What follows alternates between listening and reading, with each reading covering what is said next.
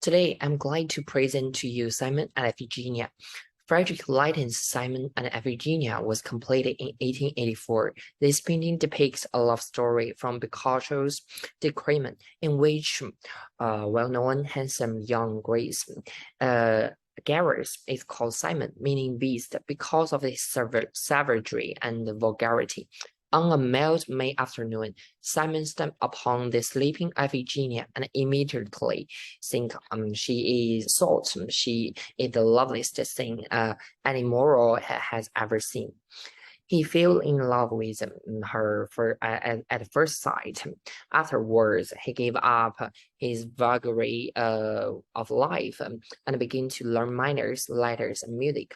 Through various trials and tribulations, the lovers finally got married. By viewing his work, we witness the moment of Cymon's enlightenment after his chance encounter with Sleeping Beauty Iphigenia.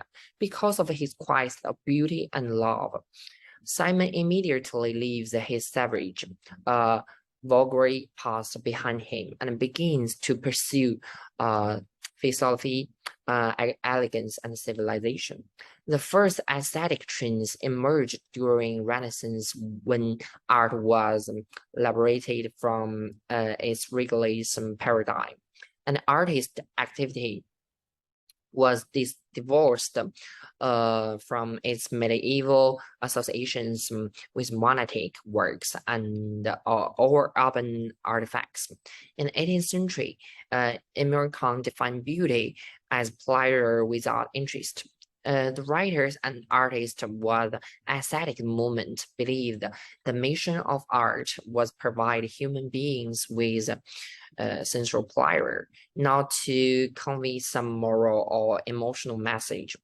Aesthetics therefore rejected the ultra-trained view of Matthew Arnold that art is practical thing that carries morality. Indeed, aesthetics believe art should not have any didactic elements but seek pure beauty.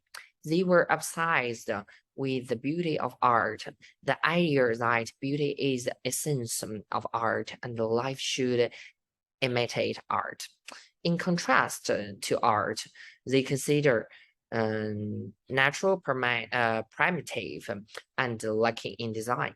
The main characters of style are suggestions rather than statements.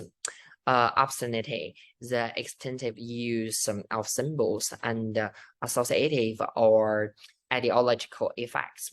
The correspondence between words, colors, and music. So let's be talking about the art, the painting. The most preeminent character we observe in the sense is Iphigenia, whose graceful sleeping posture constantly attracts the viewer. Leighton has made some artistic modifications to the original story, choosing to drive Iphigenia in a drape. That fits her sleeping posture to ensure that the viewer's eyes and the first drawn to her body.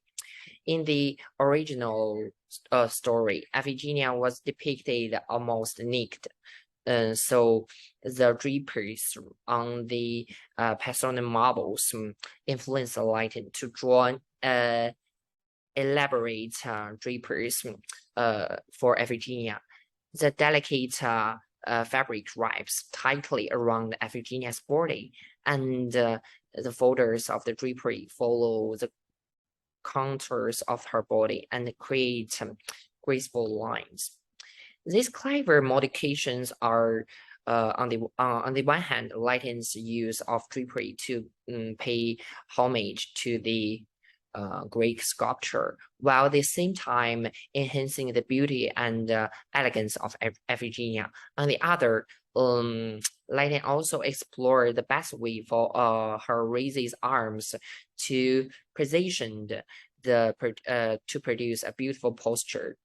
The compositional aspects of the image are also worthy to consider. Are also worthy of consideration, as the painting features two groups of sleeping figures. The trees and the branches are separately integrated into the background, bring the figures forward. Iphigenia occupies a large part of the canvas, slightly to the left of center of the picture. Although she occupies a large area, she is still close associated with her servant in the scene. There is a distinct tunnel construct between the sleeping crowd, and Cymon and his sheepdog. These two groups of figures in different poses from division in the composition.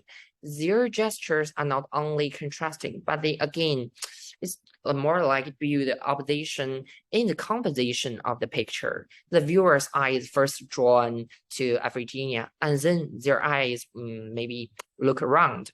The white drapery slowing to the arrival of the other details. So actually, Leighton's Cymon does not lean on his king, and he does in the story. He gazes unblinking at Iphigenia, and even his shepherd dog is dumbfounded in place. Such thing as storytelling of the image and leading viewers wonder if they are marveling because Iphigenia. Behind the trees is a vast sea-level expanse, possibly foreshadowing the trials and tribulations the lovers will experience at the sea. Apart from the composition, the image's light is also makes people feel excited. Lightens depicts the story as sunset, and the moon is about to rise in the late afternoon. The artist was very precise about the mood he wanted to reflect by describing the specific setting of the time of the day, which we called the most mysterious, beautiful in the whole 24 hours. The lighting and color scheme gives lighting ample space to illuminate the image and draw in viewers' eyes. The contrast of color and light, rather than being overwhelming, adds the unity of the image. The sighting signs makes Iphigenia looks almost radiant, lying quietly and beautifully in the sun's envelope. Her white dress seems to shine as brightly as the moon rising from the sea, and her whole being glorious. This may represent Leighton's intention that Iphigenia illuminates Cymon's sword. The viewer can visualize the precise of Cymon's enlightenment in the image. There is no bright light on the sleeping manservant or the maid or the little girl, especially at the canopies of several large trees and covered in shadow. The contrast between light and dark focuses the viewer's attention to Iphigenia. We can also observe there are a little girl and a maid next to her feet. And in the story, Iphigenia is with two of her maids. So it's a little interesting to see this little girl replacing one of her maids for the change. And we can also observe for this little girl, her hair has a slight bob, a fun touch in Victorian fashion. These details allude to Leighton's ability to capture the beauty of everyday life. His work is beautifully painted and showing his understanding of modern painting. The audience also could learn about the history of the Victorian era from his work. And I also want to talk about his notebook. We might again gain some insight as he's right of the faculty trying to treat Greek subject as a Greek would have to treat it. Any such attempted dishonest, of self deceiving, and died and unraveled without real appeal to modern mind. That's really interesting citation about him. So thank you for joining me for this gallery talk. I hope it was inspired you to take a closer looking at this painting. Thank you so much.